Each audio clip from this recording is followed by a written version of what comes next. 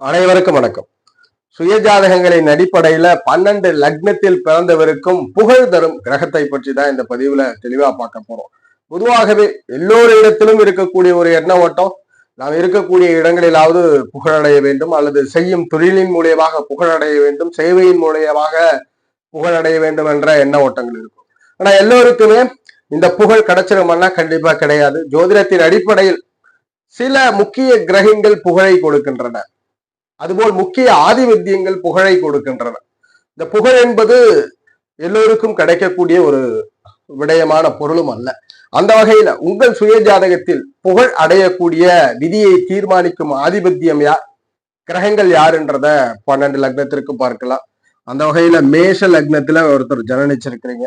மேஷ லக்னம் எப்பொழுதுமே ஒரு மனிதன் புகழடைய வேண்டும் என்றால் அங்கு ஒரு முயற்சியை செய்ய வேண்டும், ஒரு செயல்பாட்டை செய்ய வேண்டும். அந்த செயல்பாட்டை குறிக்கக்கூடிய இந்த 3ஆம் இடம் தான் புகழை குறிக்கக்கூடிய பாவம். 3ஆம் வீடு எல்லா லக்னத்திற்குமே 3ஆம் வீடு இதுதான் புகழ் பாவம், புகழ் குறிக்கிறது. இது புகழை குறிக்கக்கூடிய ஒரு பாவம். இப்ப 3ஆம் வீடு அப்படின்றது 12 லக்னத்திற்குமே புகழை குறிக்கக்கூடிய ஒரு வீடாக அமைகிறது. அந்த அதிபதியானவர் ஸ்தான பலத்தோடு அமர்ந்திருக்க வேண்டும். ஒண்ணு ஆட்சி பெற்ற நிலையிலோ, உச்சம் பெற்ற நிலையிலோ, நீசபங்கம், பரிவர்த்தனை, வர்க்கோத்தமம், திக்பலம் அல்லது ஏதேனும் ஒரு வகையில நட்பு நிலைகள்ல இருக்கிறதெல்லாம் ஸ்தான வலுவை குறிக்கிறது. அந்த வகையில இந்த 3ஆம் வீடு புகழை குறிக்கிறது. அதுபோல் புகழின் அளவுகோல் தான் நிறைய பேர் பாத்தீங்கன்னா இந்த சினிமா ஃபீல்ட்ல இருக்கிறவங்க அல்லது அரசியல்வாதிகளாக இருப்பவர்கள், பெரும் தொழில் செய்வர்கள்லாம் ஒரு நிறுவனத்தை நடத்தினால் அந்த நிறுவனத்துல ஒரு 40,000 மெம்பர் வேலை பார்க்கறாங்கன்னா 40,000 பேருக்கும் அவர் ஒரு புகழ்மிக்க மனிதராக இருப்பார். அப்ப அந்த புகழின் அளவுகோலை குறிக்கிறது 5ஆம் இடம்.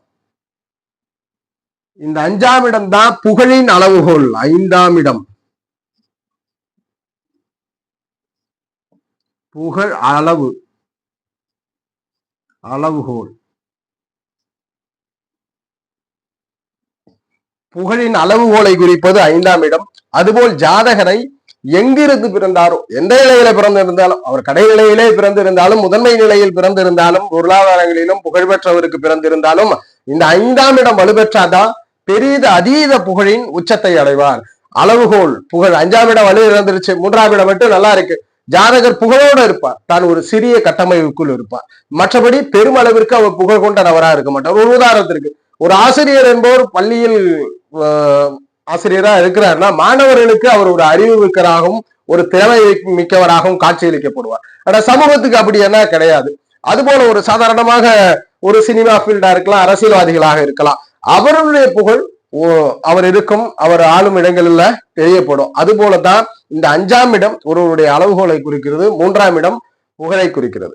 அப்ப மேஷ லக்னத்துல யாரு ஜனனித்தாலும் அவயோகி என்றாலும் கூட புதன் தான் புகழ் பெறுவீர்களா என்று உறுதிப்படுத்துகிறது. அந்த புகழின் அளவுகோலை உறுதிப்படுத்துவர் சூரிய பகவான்.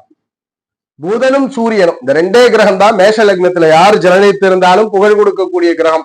புகழின் உச்சத்தையும் புகழின் அளவையும் சூரியன். இந்த 2 கிரகங்கள் ஸ்தானபலத்தை பெற்று தசாபுத்தி வருவாயின் அவர் எந்த இடத்தில் அமர்ந்து ஸ்தானபலத்தை பெறுகிறாரோ அந்த இடத்தின் வாயிலாக புகழ் பெறுவார். லக்னத்தில் இருந்தால் தன்னிலையினால் புகழ், குடும்பத்தின் மூலியமாக புகழ், துணிகர செயலினால் புகழ், வீடு வாகன வசதி, சொத்து சுகங்கள், இது போன்ற ஆதிபத்தியத்தின் வாயிலாக ஜாதக புகழ் மிக்கவர். சில பேர்லாம் பார்த்தீங்கன்னா அவரோட வீடை பாருங்க, அந்த வீடை பத்தி பேசிக்கிட்டே இருப்பாங்க. அந்த வீடே அவருக்கு ஒரு அடையாளமாக போய்விடும். அது போல சில பேருக்கு அவருடைய தைரிய அடையாளமாக போகும், சேவை அடையாளமா போகும். நல்ல ஒரு உழைக்கக்கூடிய நபர் என்ற வகையில அவர் புகழ்பெற்ற நபர் ஆவார்.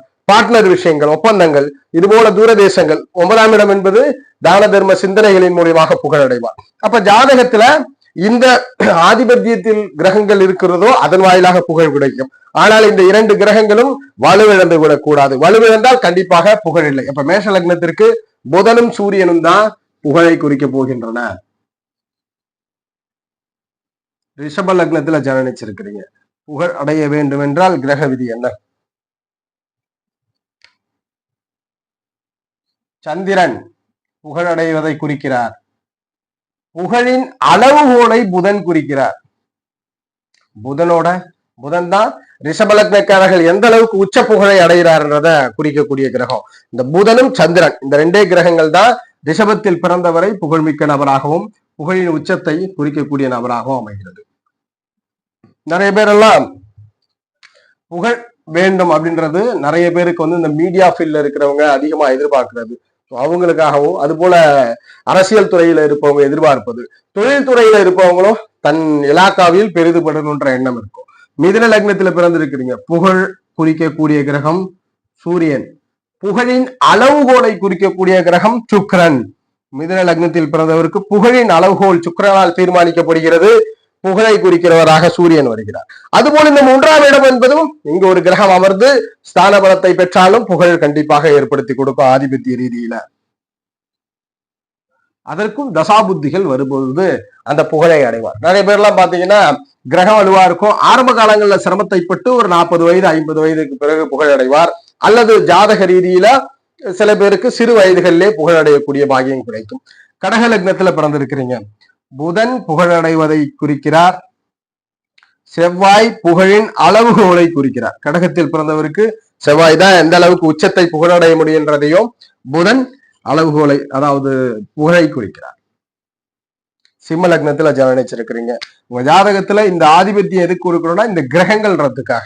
இந்த 3ஆம் இடத்தின் சுக்கிரன் புகழடைவீர்களா என்பதையும் குரு புகழின் அளவுகோலையும் குறிக்கிறார். குருதான் எந்த அளவுக்கு புகழ். சில நேரம் இந்த 3ஆம் இடம் வலுவிழந்திருந்து 5ஆம் இடம் அழுத்தாலும் புகழ் உண்டு. ஆனால் நிலைத்த புகழாக இருப்பதுல தடை இருக்கும். 2இல் 1 வலுத்தாலுமே புகழ் உண்டு. அதன் அளவுகோல் குறைவாக இருக்கும் 5ஆம் இடம் வலு இருந்தா. கன்னி லக்னத்துல பிறந்திருக்கிறீங்க. செவ்வாய் அவயோகி என்றாலும் இவர் தான் புகழை குறிக்கக்கூடியவர். அதிர்ஷ்டத்தை அதாவது அளவுகோலை குறிக்கக்கூடியவர். எந்த அளவுக்கு புகழடைவீர்கள் என்பதை சனி பகவான் குறிக்கிறார். செவ்வாயும் சனியுமே குறிக்கிறார்கள். அவயோகிகள் தான் இயற்கையில் பாவர்கள், இயற்கையில் அவயோகிகள் தான் சனி செவ்வாய். ஆனா கன்னி லக்னத்துல பிறந்தவர்களுக்கு செவ்வாய் சனி நல்லா இருந்தா தான் அவர் புகழடைவார். துலாம் லக்னத்துல ஜனனிச்சிருக்கிறீங்க. அவயோகி குரு, இவர் தான் புகழை குறிக்கக்கூடியவர்.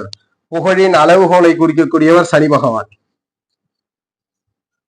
அளவுகோலை சனியும் புகழை குருவும் குறிக்கிறார்.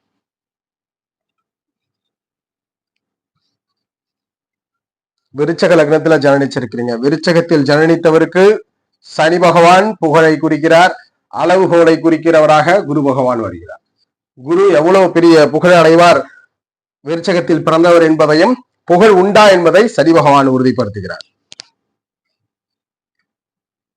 தனுசு லக்னத்துல ஜனனிச்சிருக்கிறீங்க. இயல்பாகவே காலதர்ம புருஷ தத்துவத்தின் அடிப்படையில் 9ஆம் ஆதிபத்தியம் நல்ல மனிதர்களாக வரையறுக்கப்படக்கூடிய தான தர்ம சிந்தனைகள் கௌரவத்தை உருவக்கூடிய தனுசிற்கு சனி பகவான் அளவுகோலை புகழை குறிக்கிறார்.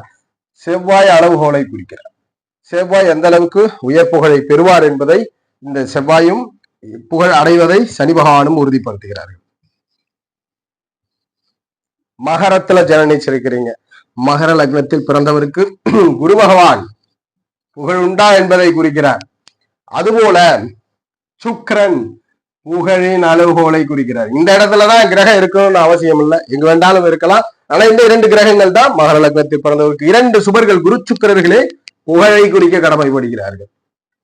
கும்ப லக்னத்துல ஜனனிச்சிருக்கிறீங்க. கும்பத்தில் ஜனனித்த ஜாதகர் செவ்வாய் புகழை குறிக்கிறார்.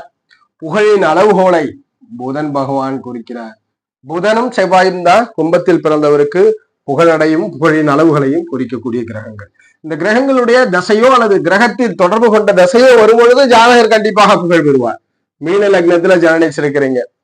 3ஆம் இடம் ஆதிபத்தியம் பெற்ற சுக்கிரன் அவயோகி என்றால் இவர் தான் புகழ் உண்டா மீனத்தில் பிறந்தவருக்கு என்பதை உறுதிப்படுத்துகிறார். அதன் அளவுகோலை சந்திரன் உறுதிப்படுத்துகிறார். அதன் அளவுகோலை சந்திரன் உறுதிப்படுத்துகிறார். இந்த காம்பினேஷன்ல இப்ப 12 லக்னத்திற்கும் எந்த கிரகம் புகழை கொடுக்கிறது, அந்த புகழின் உச்சத்தையும் அளவையும் எந்த கிரகம்ன்றதை பார்த்தோம் 12 லக்னத்திற்கும். இந்த கிரகங்கள் தான் உங்களுக்கு புகழ் கொடுக்க போகிறது, புகழின் உச்சத்தை தரப்போகிறது. இதற்கு தசாபுத்திகளின் அடிப்படையில இந்த 3ஆம் இடம் அல்லது 5ஆம் இடத்தோடோ அல்லது அதிபதிகளோட தொடர்பு கொண்ட திசையில புகழ் உண்டு. புகழின் அளவுகோல் அதற்கு தகுந்தார் போல இருக்கும். ஒருவேளை இந்த 3, 5ஆம் அதிபதிகள் வலு இழந்து விட்டால் என்றால் ஜாதகருக்கு வந்து இருக்கிற இடம் தெரியாம இருக்கிறது போல ஒருவரெல்லாம் பாத்தீங்கன்னா 200 கோடி 300 கோடி கூட ப்ராப்பர்ட்டி அசெட் இருக்கும். ஒருத்தர் கூட அவருக்கு அந்த அசெட் இருக்கிறது தெரியாது. அவர் பெரிய பெரிய தான தர்மங்கள் எல்லாம் செய்வார். ஒருத்தர் கூட அவருடைய புகழ் தெரியாது. இண்டஸ்ட்ரி அரசியல்ல இருப்பார், இல்ல பிலிம் இண்டஸ்ட்ரியில இருப்பார் அல்லது இந்த மாதிரி சோசியல் மீடியாக்கள்ல கூட இருப்பார். ஆனா எல்லா செயலும் செய்யும், ஆனால் அவருக்கு புகழ் இருக்காது. காரணம் இந்த 3 5ஆம் அதிபதிகளுடைய வாழ்வு இழப்பு தான் அதை உறுதிப்படுத்துகிறது. அதுபோல ஒருவேளை 5ஆம் இடம் வலுப்பெற்றிருக்கு, 3ஆம் இடம் வலுப்பெறல, புகழோடு இருப்பார் எப்பொழுது, அந்த அந்த டைம்ல மட்டும் கண்டினியூவா அவருடைய புகழ் வாங்காது. 3ஆம் இடம் வலுவா இருக்கு, 5ஆம் இடம் வலு இல்ல. 3ஆம் இடம் வலு இருக்குன்னா எப்பெல்லாம் 3ஆம் ஆதிபத்திய தசாபுத்திகள் வருதோ அப்ப மட்டும் தற்சமய புகழை கொடுக்கும், நிரந்தர புகழை கொடுக்காது. நிரந்தரமாக உச்ச புகழை 5ம் தற்சமய புகழை 3ம் கொடுக்கிறது, புகழ் உண்டு என்பது. அப்ப இந்த 3 5 இந்த 2 பாவமும் வலுத்தவருக்கு கண்டிப்பாக மனிதனாக பிறந்து சாதாரணமான ஒரு வாழ்க்கையை வாழாமல் கண்டிப்பாக மக்கள் மத்தியிலே ஒரு பிரபலமான நபராக மாறக்கூடிய விதி உண்டு. ஜோதிட ரீதியான தகவல் அல்லது சுய ஜாதகம் சார்ந்த சந்தேகங்களுக்கு ஸ்கிரீன்ல தெரிகிற நம்பரை தொடர்பு கொள்ளுங்க. வாழ்க வளமுடன். நன்றி.